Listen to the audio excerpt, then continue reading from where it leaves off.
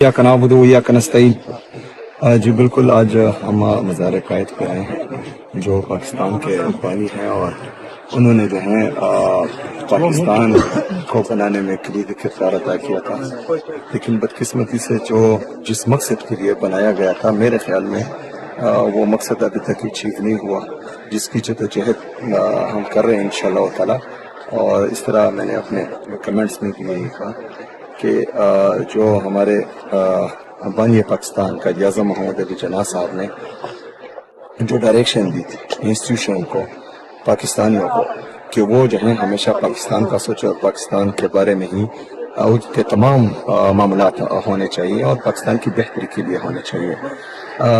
इसके साथ साथ मैं कराची की आवाम का, हैदराबाद की आवाम का और पूरे सिंध की आवाम का शुक्रिया अदा करता हूँ कि जिस तरह वो इमरान खान साहब के सफाई के लिए निकले, जो प्यार मोहब्बत थी, जो मेरी मेहमान नवाजी की, मैं इंशाल्लाह हमेशा आप लोगों की ये मोहब्बत, आप लोगों का ये प्यार याद रखूँगा इंशाल्लाह ताला। उसके बरक्स जो सिंध की सूबाई हुकूमत ने किया, उन्होंने जो है सिंधी अजरक और सिंधी टोपी का मान नहीं रखा और एक मेहमान की और मेहमान के साथ आए हुए बाकी मेहमानों की जो बेइज्जती इन्होंने की, तो ये अच्छी रिवायत नहीं है। और सिंधी तो गैरतमंद कौम है और गैरतमंद कौमों पर इस तरह के लोग मुसल्लत होना मेरे ख्याल में सिंध कौम के साथ ज़्यादती है। तो बहरहाल पंजाब की जाली हुकूमत ने भी इस तरह किया, सिंध की जाली हुकूमत ने भी इस तरह किया, तो इनसे यही तवक्को है। लेकिन